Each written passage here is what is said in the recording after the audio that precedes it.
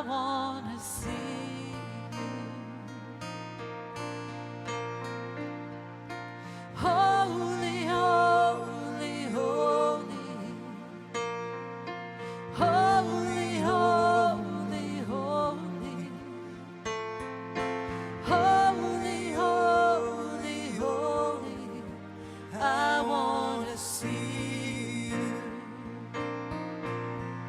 See you high and lifted up,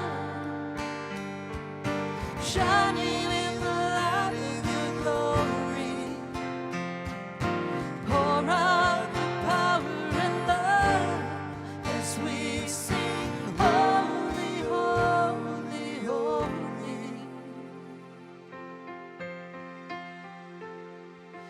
And open the eyes of my heart, Lord. Open the eyes of my heart. Open the eyes of my heart, Lord. I want to see you. I want to see you.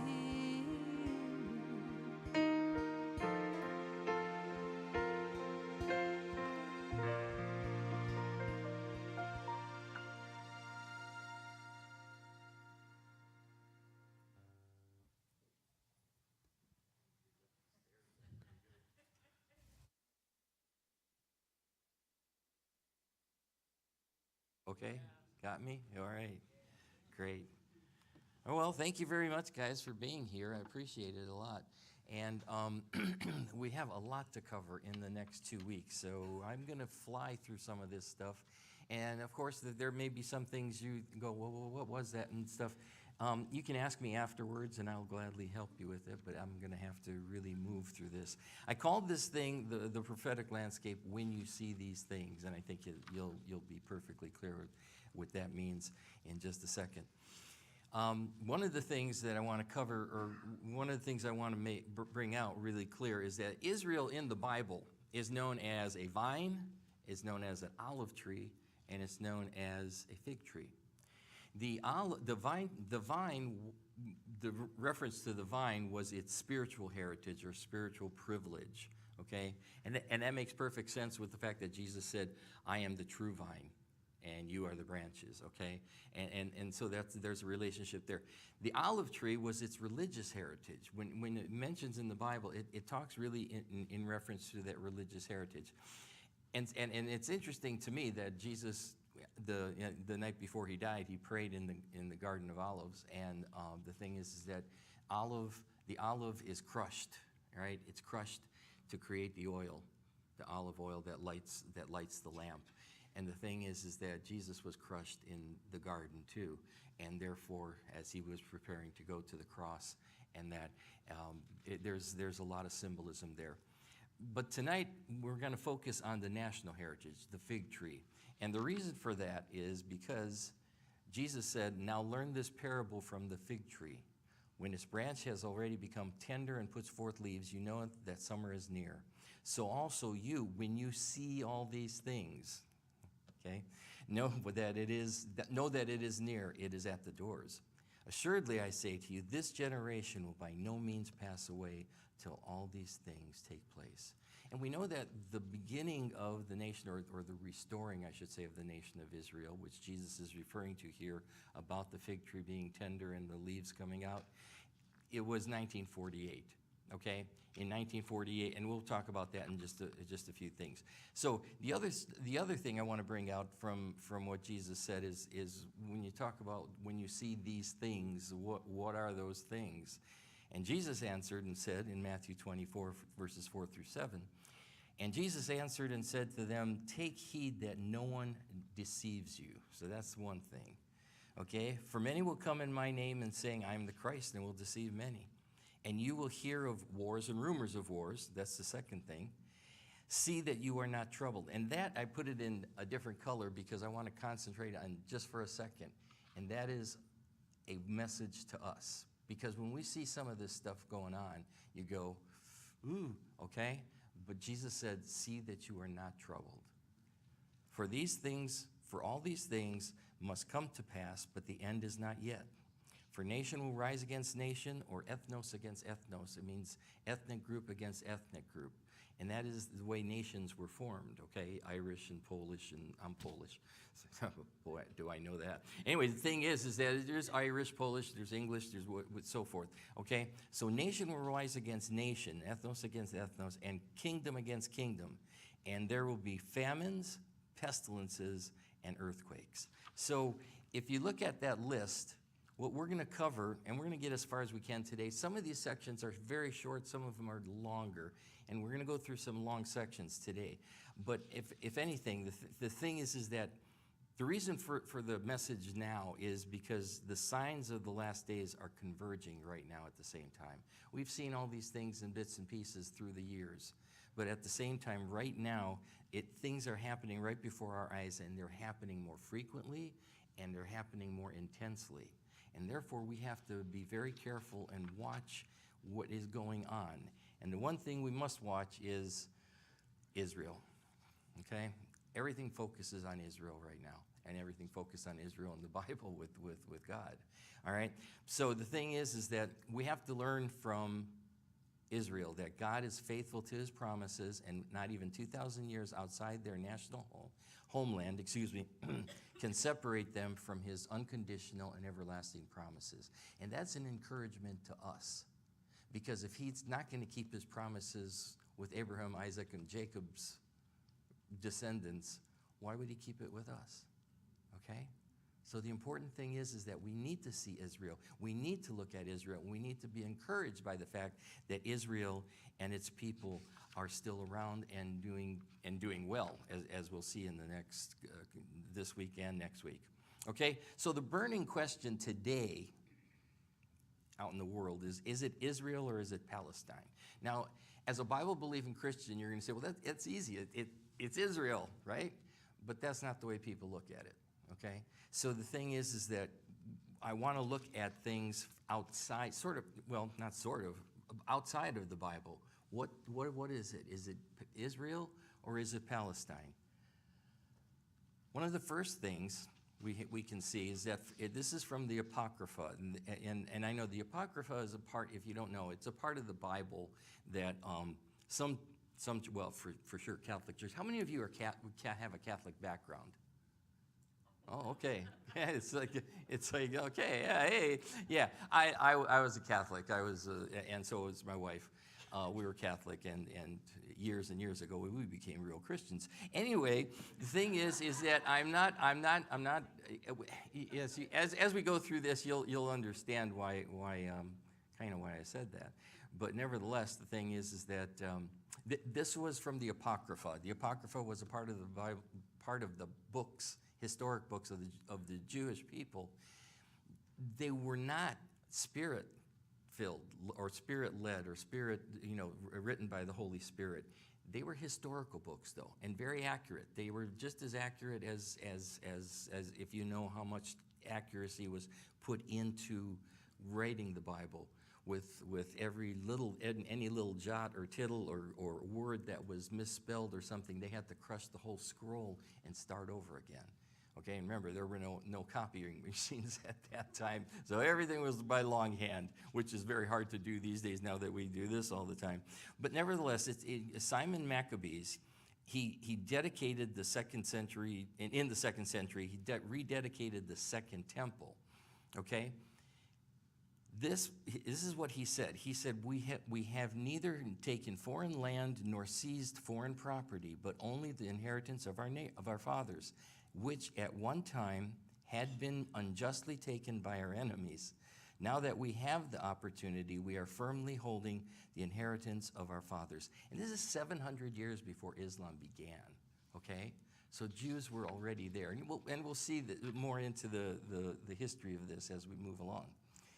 Now, after the destruction of the temple, this guy, Emperor Hadrian, who ruled from 117 to 138 AD, when he came into power, he had a thing about mutilation, body mutilation. So anything that people were doing of that nature for any kind of ritual or whatever was out. and you couldn't do it. You'd be arrested, right? And or killed, for that matter. Anyway, he was responsible for bringing several decrees that sought to crush the national and religious spirit of the Jews. The Jews rebelled because they said circumcision, I mean, and I'm sure you all realize that if you know the Bible, circumcision was the key. I mean, that was, for the Jews, that had to be part of it, okay? So when they rebelled, he was very upset. He crushed them, sort of. One of the specific things he did was to hurt them. He renamed Israel Palestine, and the word Palestine comes from the Latin word Philistine, because he knew that was their major enemy. Okay, so you can just think of the enemy, like someone in your life that you just do not like, and they change your last name to his last name or her last name, okay? It's like no, this doesn't fit. But at the same time, that was the Roman government, and that's what stuck. And he also renamed Jerusalem Capitolina, so there are references sometimes to Capitolina, Palestine. All right. Now, that gives us a history as to where the name Palestine came from, but what went on in there? Was it the Jewish land? Was it Palestinian land, or Palestine people's land? The Palestinians were Jews and Arabs, so there was a mix. All right, but in 1695, we're taking some history here. In 1695, this book was written by Hadriana Rilandi. Rilandi was describing what was then Palestine, okay? He visited almost 2,500 settlements mentioned in the Bible, and he made a population census to those settlements. The main findings were these.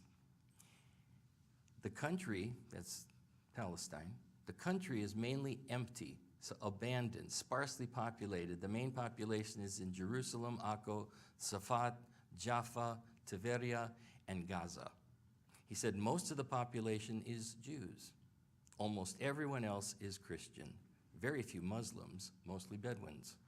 The only exception is Nablus, with approximately 120 Muslims and approximately 70 Samaritans. In Nazareth, the capital of Galilee, lived approximately 700 people, all Christians. In Jerusalem, there are about 5,000 people, almost all Jews, and some Christians. There's not a single settlement in Palestine, he said, that has Arabic roots in its name. About 550 people live in Gaza. Half of them are Jews, half of them are Christians.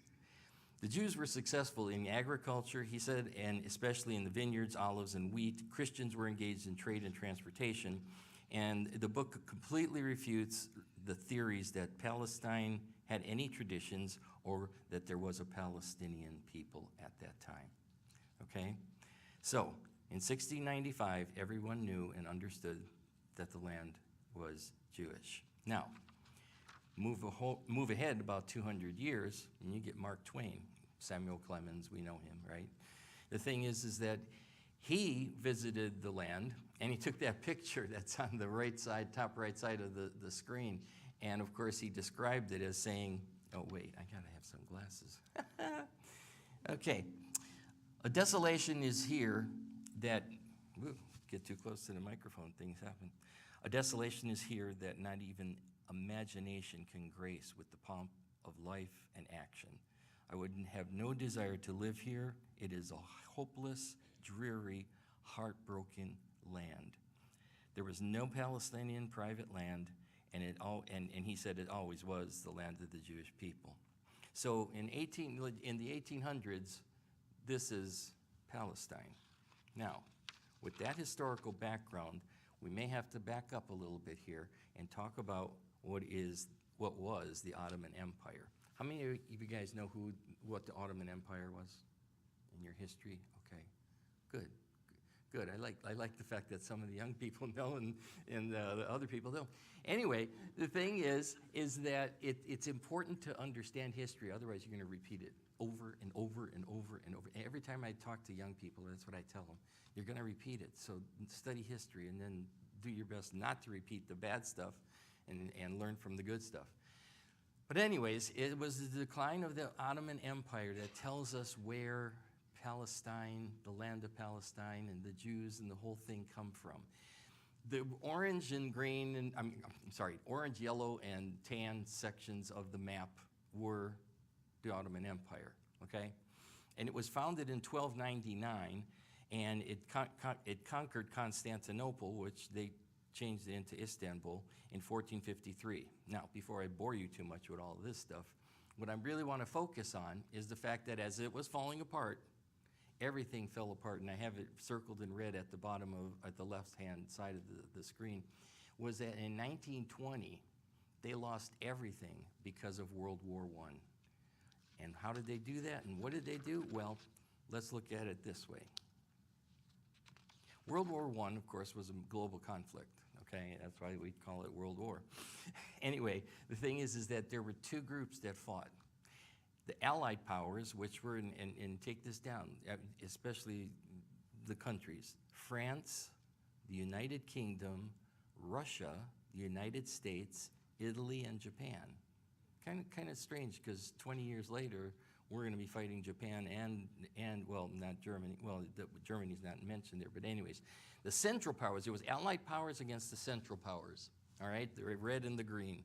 The Central Powers were Germany, Austria, Hungary, the Ottoman Empire, and Bulgaria. So what happened was the rule of the Ottomans was dissolved, okay? They lost all that land. Now, they're not all Arabs, but most of them are Arabs, and they were of the Muslim tradition.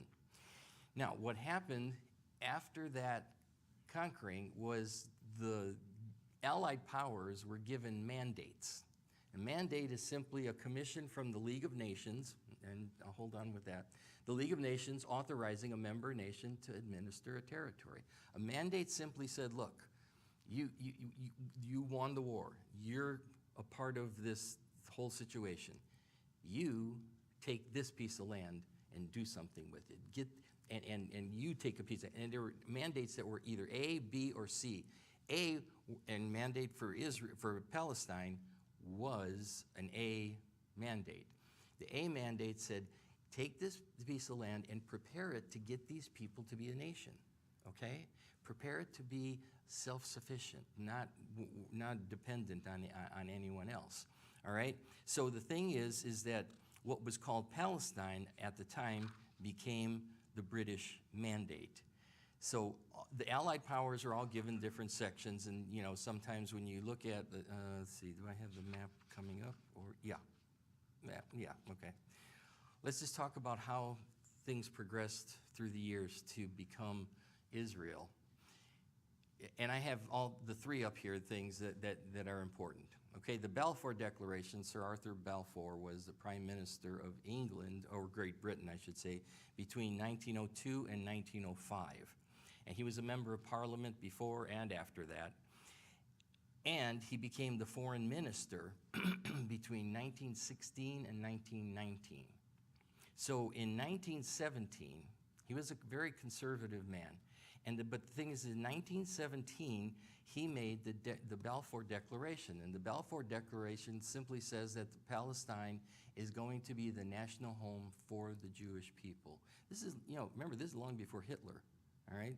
Well, not too much long, not real long, but I mean 20 years or so, or yeah, 20 years.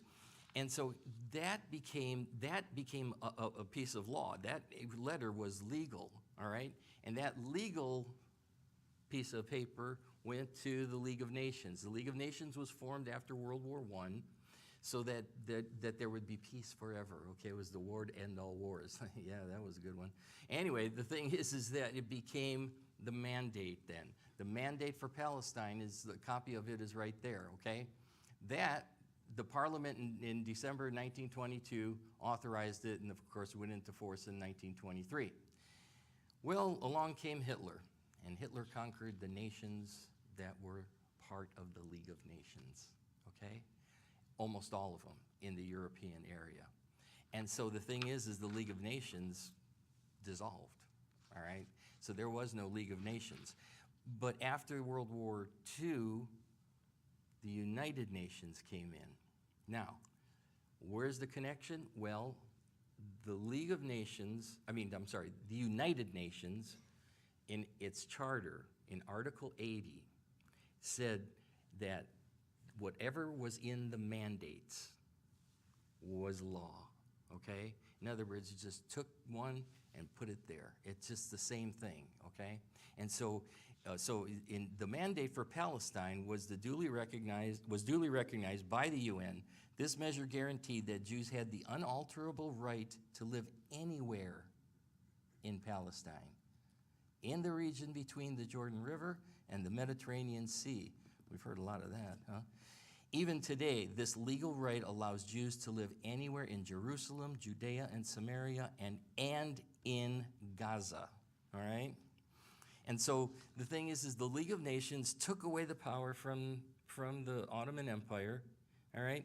Put it into mandates and gave transferred the power into the country that had the mandate. Now, let me show you the British mandate. The map. Oh, it's getting a little dry. Anyway, what you see in the gold and the green on the big side, okay, is the British mandate. Excuse me. And if you, as I circled, I gave you the broader map and circled it right there. You know where Israel is. Almost everybody does now. But at the same time, I just want you to understand that that was the British mandate. And then you see up there at the top of the screen, above the green, you see French mandate of Syria and Lebanon. How many French people have gone into Lebanon because there was a connection, okay? And in Syria. If you know anything about history, you'll remember that the French were so involved in fact, at that time with the explosion in Beirut just a couple of years ago, boom, the French people were down there. Why not the English? Because it was at one time influenced by the French. And it's not that they have any authority, but at the same time, there's a connection. There's a connection between the two. Well, in this case, the British mandate was simply all of Jordan and all of Israel today, okay? And the thing is that they could live anywhere in there. But it was decided to give the Arab people in, quote-unquote, Palestine into the Jordan side. And actually, the yellow side, which became Israel, was really bad. It was marshland. It was mostly sand. It was a mess, just like Mark Twain had described it. All right? So they were okay with that. In fact, they didn't even want to be a part of any kind of British rule or whatever. Well, let's keep going, and I'll explain what happened with the West Bank. Now, let's just think about, was it Israel or Palestine? And let me show you the flag prior to 1948 of Palestine. That doesn't look anything like the ones you see in the protests today. Anyway, that was the flag, all right? Next, a coin from 1927. The Palestine coin has the initials, that's Aleph Yod, is what it is, are the little thing, little funny looking letters, right? Which stands for the land of Israel. Yes, it was in Arab. Yes, it said Palestine in English, but it said the land of Israel. Next one. If you look at programs such as for the Philharmonic, the Jerusalem, or not Jerusalem, but yeah, the Israeli or the Palestine Philharmonic, I should say, is the black and white form. That's from 1936 and 1937. Today, the Israel Philharmonic, look at the symbol. The symbol is a menorah, all right, with a tuning fork as the middle candle, okay? So again, it's not an Arab thing. Next thing, if you look at the list of people on the soccer, the FIFA, FIFA, the Federation of the International Football, okay, and the Federation of International. Anyway, the thing is if you look at the 1939 and it says mandatory, that didn't mean it was forced. The mandatory meant it was under the mandate, as I was speaking about the English mandate. They're all Jewish people, okay? If you read them there's Klein, there's Eisner, there's Resnick, there's Lieberman, et cetera, et cetera. The thing is that they were all Jewish. Who was running this country in 1939 then? All right? Passports. If you look at the Palestinian passport, and this is May 24th, 1948. This is what, 10 days after? So they didn't, 10 days after they declared independence. Anyway, the passport has this symbol on it, and look at the symbol. I magnified it there to the side so you could see it, all right? It's obviously Jewish. I don't have to explain that. But here's the thing. The Arabs refused to recognize British rule and refused to call themselves Palestinians, believe it or not, as they were unwilling to separate from the broader regional Arab identity of all those nations around. But the League of Nations felt it was fair and right to give the piece that's Israel today, that piece of the mandate, to give it to the Jewish people because all the Arabs had Lebanon, Syria, Jordan, and all those. Okay, Saudi Arabia is not part of wasn't part of the Ottoman Empire, but nevertheless, the thing is that again, they did not want to be called Palestinians at the time. All right? Now, other things.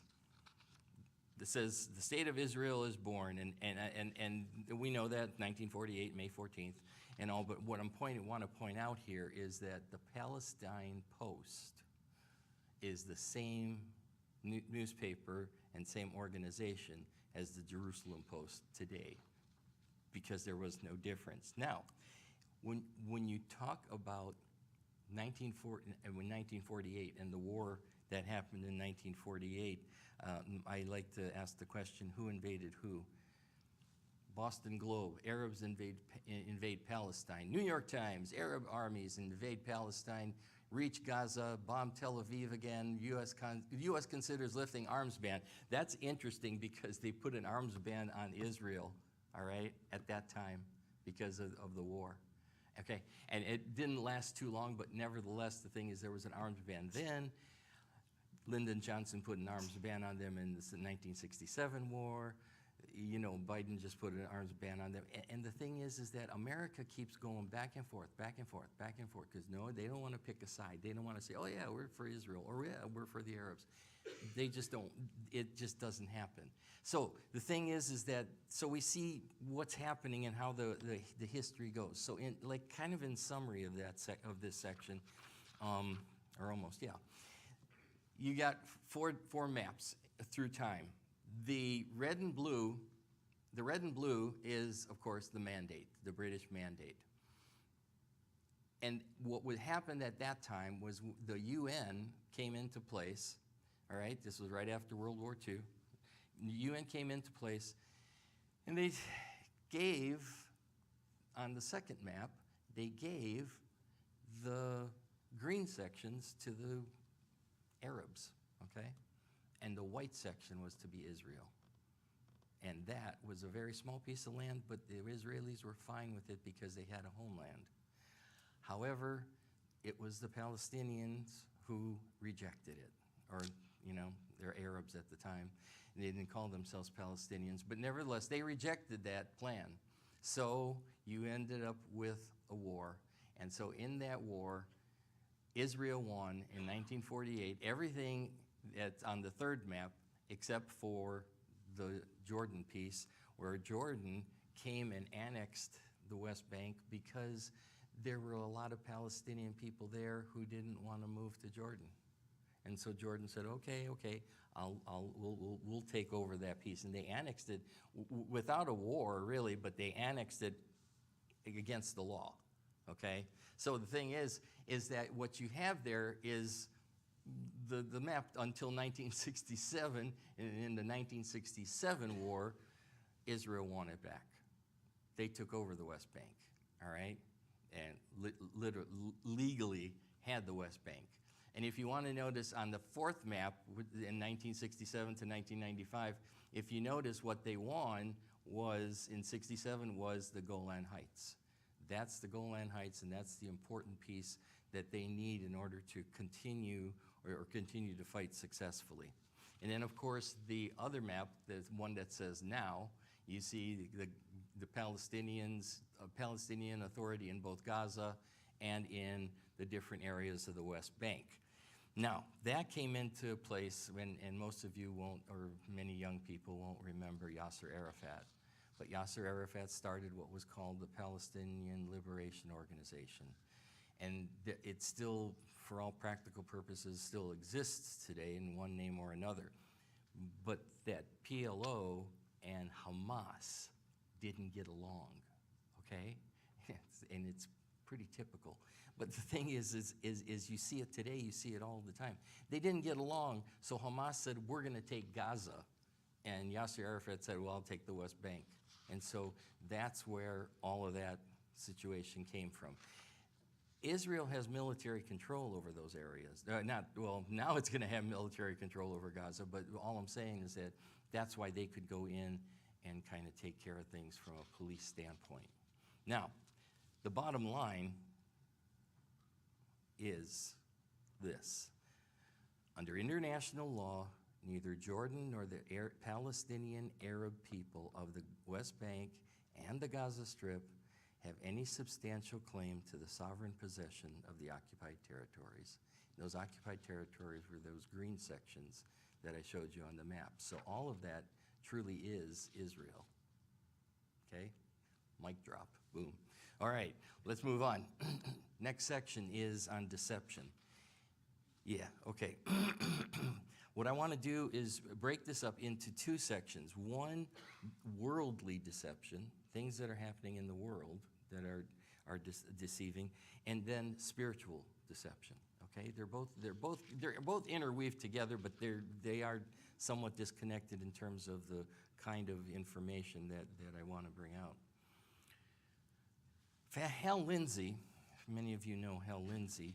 Hal Lindsey said, today deception has been mechanized and digitized. One person with one small pocket-sized telephone can compose a lie and spread it to millions instantly, and that's true. Lies have been around for a long time, but they have never been so easy to create, replicate, and disseminate. Lies and fake news permeate the social landscape. And it's true, you and I can take our phones and start something on Instagram or X, whatever, okay, and wherever we want to send a message to. And it can be totally false, right? And someone picks it up and says, yeah, I agree with that. So yeah, look at what this guy said, etc. However, one of the main things that's happening is total deception. This is a Chinese bot farm, all right? And so when you go and you send out a tweet or now, I don't know, what do you call it, X now? I mean, I know it's called X, but is that what you send out, an X, or you send out a tweet? What do you do? Tweet. You still tweet? Yep. You still tweet with X, right? Okay, good enough. Great, now we got that settled. All right, so you tweet something and it goes to these, if they want to pick it up, it can go to this farm. And there are guys on computers, I didn't show all the pictures, but if you see everything up there, all those like white little things are either iPads or iPhones. And they can take those things, and they actually said that Israel knows that it's been known to spread anti-Semitism, among other things. I mean, there's so much other things, but anti-Semitism is one of the things, and I think it'll be next week when we talk about what China's interest is in the Middle East having a war. So kind of remember that. Now, you can take one individual and do something, and it doesn't have to hit a Chinese or Russian bot farm, because Russians have the same thing. On the left side of the screen, you see something that Rashida Tlaib reposted, all right? And what it says is, is a question, and it says, do you agree that a soldier is allowed to rape a Palestinian? And it says, and so if you look at the chart, it says 47% said yes, 43% said no. That was not the question, okay? The question in Hebrew, okay, was simply, the poll question was do you think the government, and this is the government before Netanyahu right now, the very liberal government, do you think the government has surrendered to terrorist supporters? 47% said yes, 43% said no. That's the authentic poll shot from Channel 12 of Israel. Now, interestingly enough, the thing is that they said that the Israeli government was supporting the terrorists kind of thing. And this was the liberal government. And I think you probably are all aware, but it's worth mentioning, the fact that Israel, on October 7th of 2023, the kibbutzim that were invaded were the people who were the most liberal in Israel. And you would think after supporting, in fact, one of the terrorists who came in and raped one of the women was learning from her how to be a photographer. She was a photographer, and she was teaching him how to photograph. And he ended up using all those photographs to determine everything, all where the people lived in the kibbutzim, okay, and help them make their raid. And so the thing is that they're not going to trust the Palestinians from Gaza anymore. Now, talking about anti-Semitism, 5.5 million people were killed in the Congo, 500,000 killed in Syria, 500,000 in Sudan, 400,000 in Yemen, 300,000 killed in Iraq, 250,000 killed in Afghanistan. But when there's war in Gaza with Israel, 30,000 are killed, and they call it genocide. And the thing is that most of those 30,000 were terrorists because they wear civilian clothes. All right? And I think a good example of that is this. This 18-year-old Palestinian child that was just released from prison in this past November as part of the hostage deal, shot and wounded an Israeli man and 2 Palestinians earlier today. That was August 12th, just a few days ago. He was eliminated by the IDF. However, the UN considered the fact that Israeli killed a child, okay? And the thing is that when you say there were 30,000, actually now it's 40,000 people who have died in Gaza. And the thing is that I'm not supporting war. I'm not supporting killing of anybody. But the point is that right now we could all be terrorists, and if they shot us, they would say everyone was killed. Everyone was a civilian because of the way we're dressed. Okay, they don't have uniforms, and therefore even the health minister of Gaza said, oh, we can't tell. We can't tell how many are the terrorists or the militants, they call them. We can't tell how many there are because they're all dressed the same. He even said that. This was a tweet which is very, very interesting. And it said, 79 years ago, the UN Charter was born, promising human rights for all. China sits on the UN Human Rights Council, chairs UN Women's Rights Commission. Ayatollah chaired the UN Disarmament. Hamas terrorist Fatih al-Sharif heads UNRWA, the teachers union. UNRWA stands for, you probably are aware, but it stands for United Nations Relief and Works Agency for Palestinian refugees in the Middle East, okay? New York Times said, and this is a very conservative amount because it's a lot more than $1 billion, but Hamas skimmed $1 billion in UN aid for weapons and tunnels, the tweet says. I don't know if you're aware, but it's important. There's more tunnels in terms of miles of tunnels. There's more miles of tunnels in Gaza than there are in the New York subway system, and or the London subway system. When you talk about, that's a lot of tunnels. Okay. On the other side, it says the Taliban. Remember, they're from Afghanistan, and I'm talking about the United Nations here. The Taliban have demanded that Afghan women are not allowed to attend the upcoming UN conference on Afghanistan in Qatar on June 20th. This was just this summer. The Taliban also demanded that all discussions about women's rights are removed from the agenda. The saddest statement up here is the bottom one right there. It says the UN has agreed to the demands. You tell me, how representative is the UN right now? As we get closer into the things about UN, you just keep that in mind. UNRWA, after the IDF, the Israeli Defense Forces, was saying this for months, okay? That the UNRWA people were not only training terrorists, but they were terrorists themselves. Now it admits, I believe this was in June or July, the UN admits that their own independent investigation found that their humanitarian staff was involved in at least 9 terror incidents on October 7th. It was more than 9. And I'm just telling you, it was more, not because I think it was more than 9, because I read it, all right? It was more than 9, but this was a official statement from the UN. Now, the thing is that the, one of the hostages that the Israelis went and got and released, it was the girl who rode away on that motorcycle, if you saw the videos on October 7th. Anyways, they rescued her, all right? And they brought her back to Israel. The thing is, she was kept in an UNRWA home.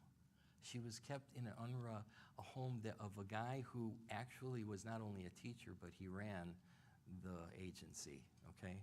Which is, again, UN connection. Now, let's get a little closer to home, all right? And this is deception with anti-Semitism again. And the thing is how did the shift occur when the protests started?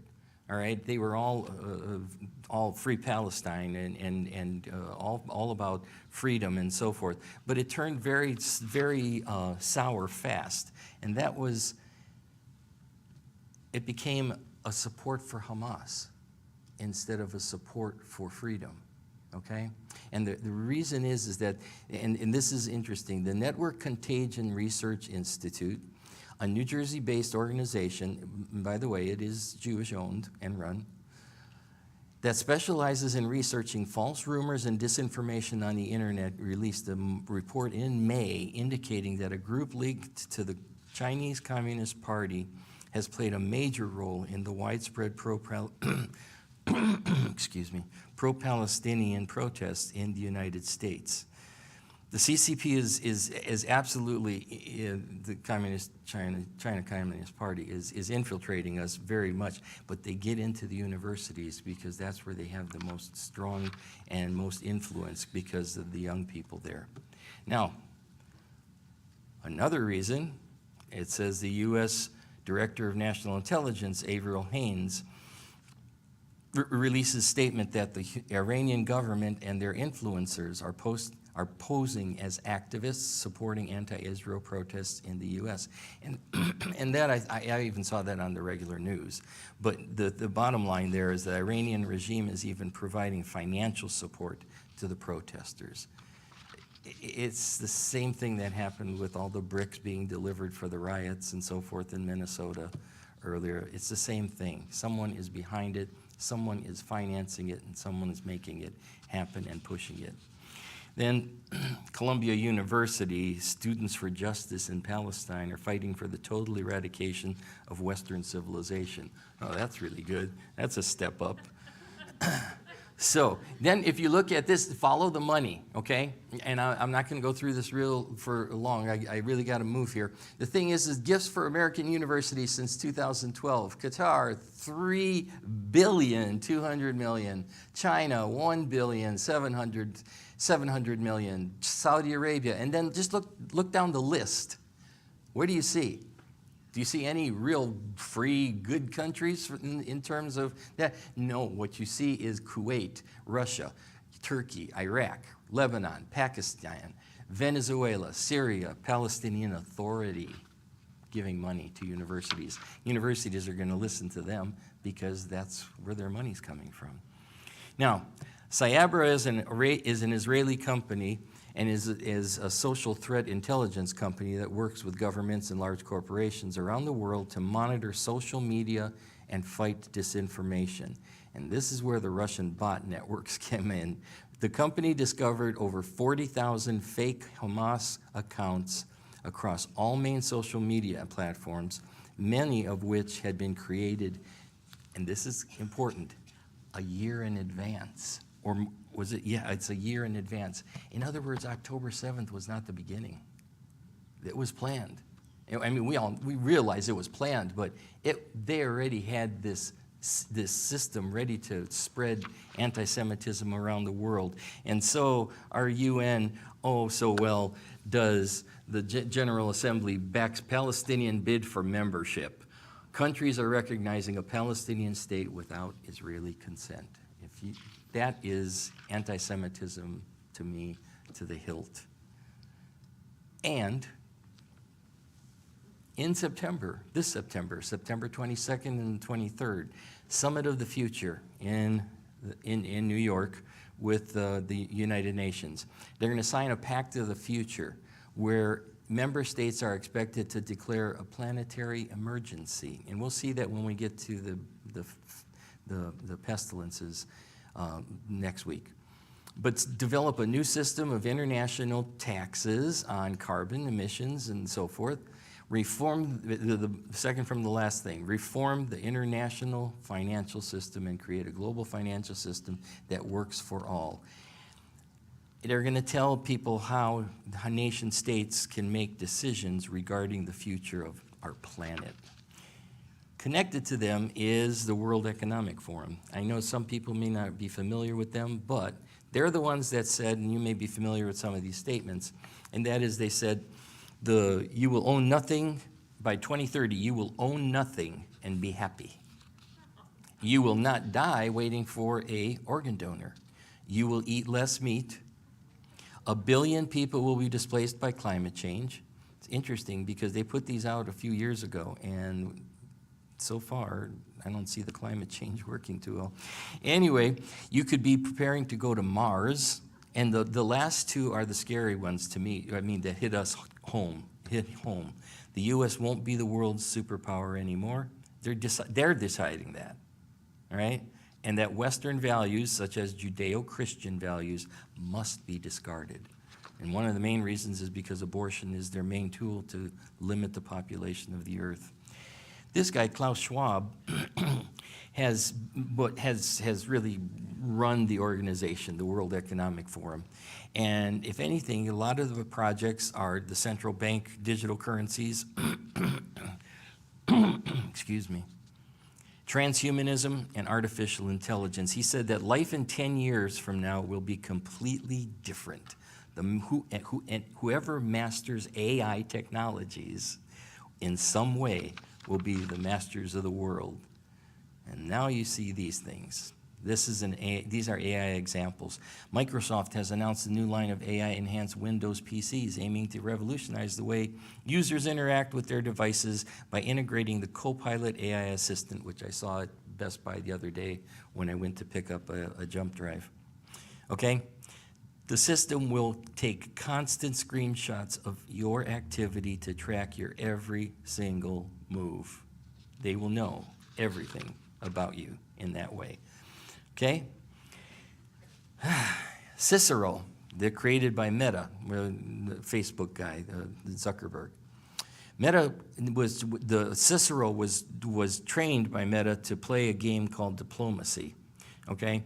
It said Cicero was trained to be largely honest. I like that. How honest are you? Oh, I'm largely honest.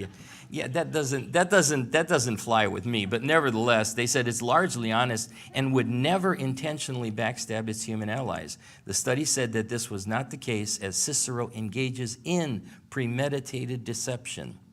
When the alliances that it forms in the game no longer serve its goal of winning the game, it would systematically betray its allies. And then Google's department for AI is called DeepMind, and they have created a imagination augmented agent. Okay? In other words, they created an AI robot, basically, that can imagine things. And imagination was one of the things that we talk about, this difference between humans and animals. A dog can't imagine something, it's going to happen tomorrow or how, or plan, whatever. Okay, but this robot can, okay? And it says that they can then make the right decision based on what they themselves want to achieve. Let's skip over to this. Cashless society. Morgan Chase Bank is rolling out a biometric payment system. Actually, it's already rolled out in many cases, in places like during the Super Bowl or Major League Baseball World Series or something like that. You can go into a store, certain stores, go into the store, pick up everything, chips, have a hot dog, a beer or Coke or whatever, and you can take it all out and you don't got to do anything. Just pass it by, pass everyone by. And everyone's thinking, that's great, yeah, that's cool. The only thing is what you need to do before you can do that is to submit to having your palms and or faces scanned upon entry into a retail store. They're actually doing it at airports as well. So one of the things, though, that is, let me skip over that, is the thing called your ESG score. Your ESG score involves environmental impact, your social responsibility, and your governance practices, okay? And under the environmental impact, under environmental impact is how you consume energy. You drive a car, you ride a bike, okay? They want to watch that. They want to see everything about you and then determine whether or not you can loan money or have another car or do whatever.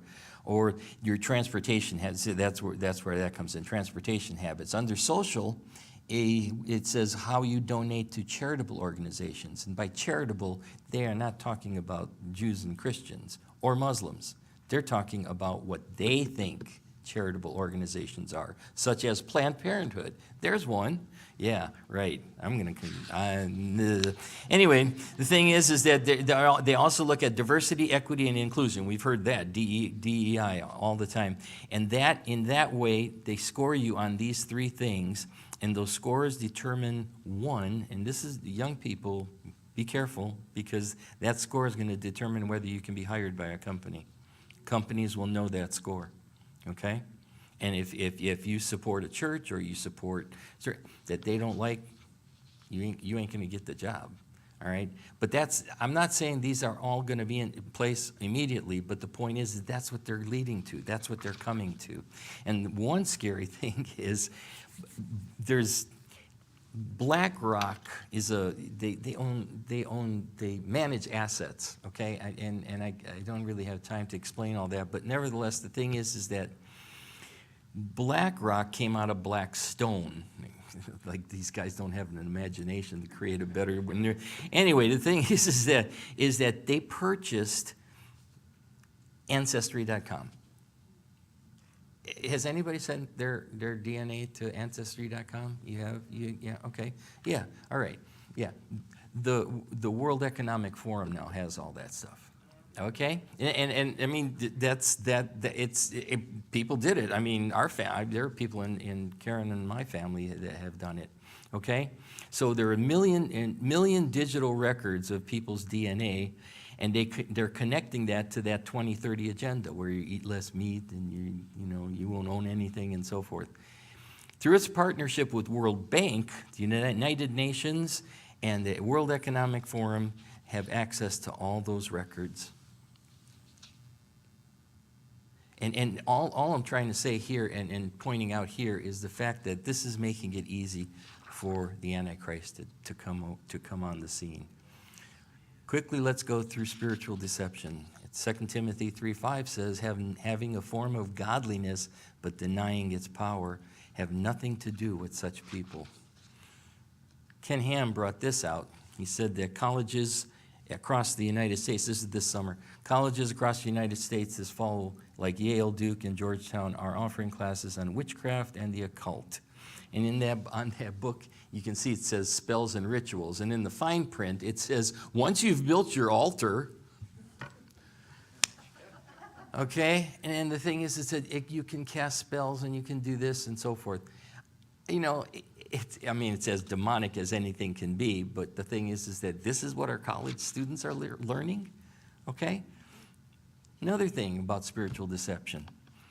This guy, okay, according to the New York Magazine, during the dinner at which billionaire Dan Loeb and former CIA Director David Petraeus were the special guests, this guy, Dan Loeb, multi-billionaire, okay? He ran Citicorp for a while and so forth. He says, my personal belief is that the Messiah, he's a Jew, the Messiah will arrive, not necessarily from Brooklyn, as some Orthodox Jews believe, but rather from outer space. And we're talking, in the future, we may talk about, or may have a study on the unidentified aerial phenomena. Now, we all love this guy, the Pope, okay?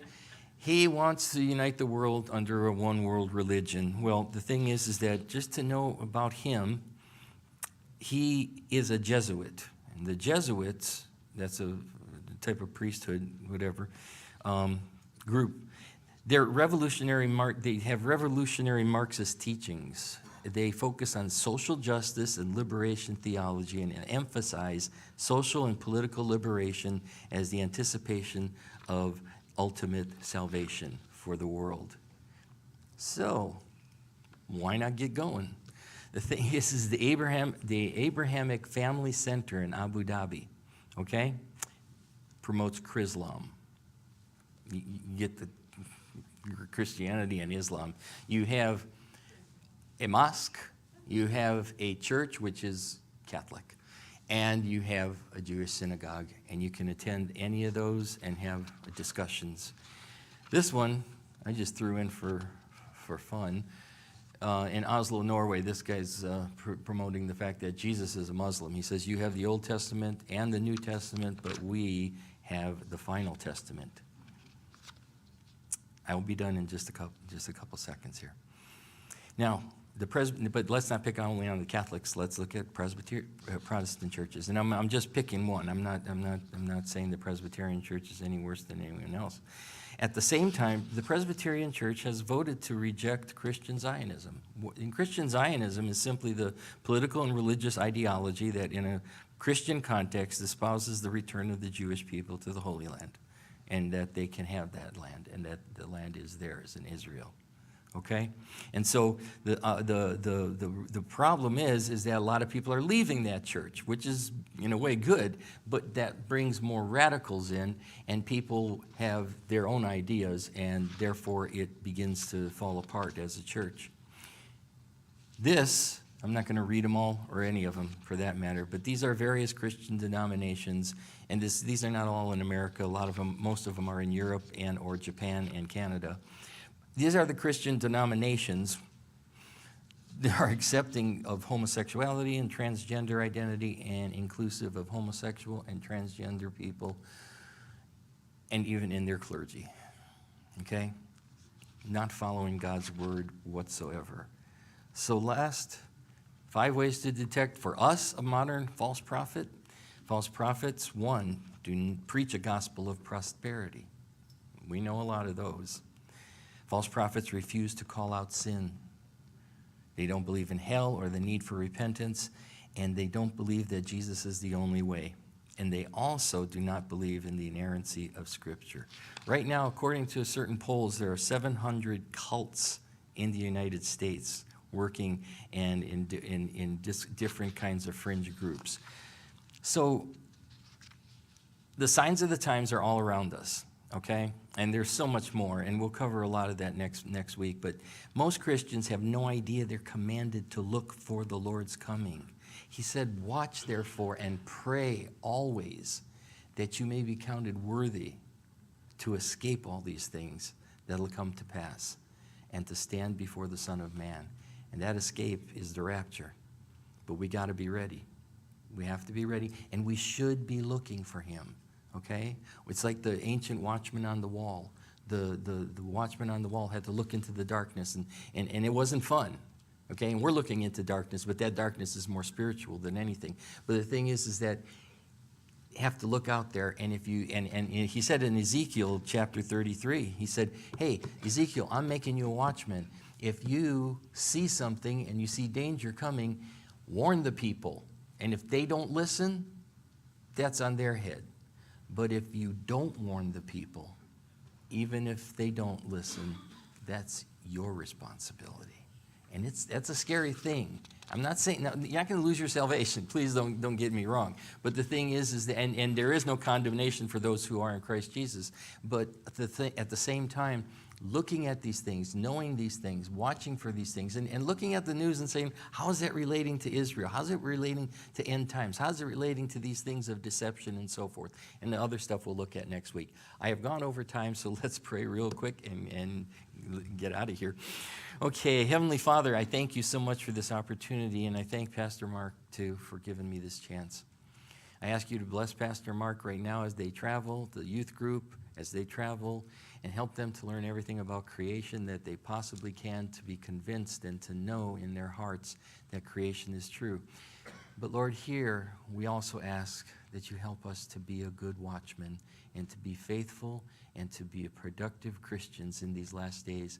We don't have much time, we know that, Lord, but at the same time we need your help. So please help us, and we put ourselves into your hands. Into your hands we commit our spirit this very night. And I pray in Jesus' precious and powerful name, amen. Okay, God bless you guys.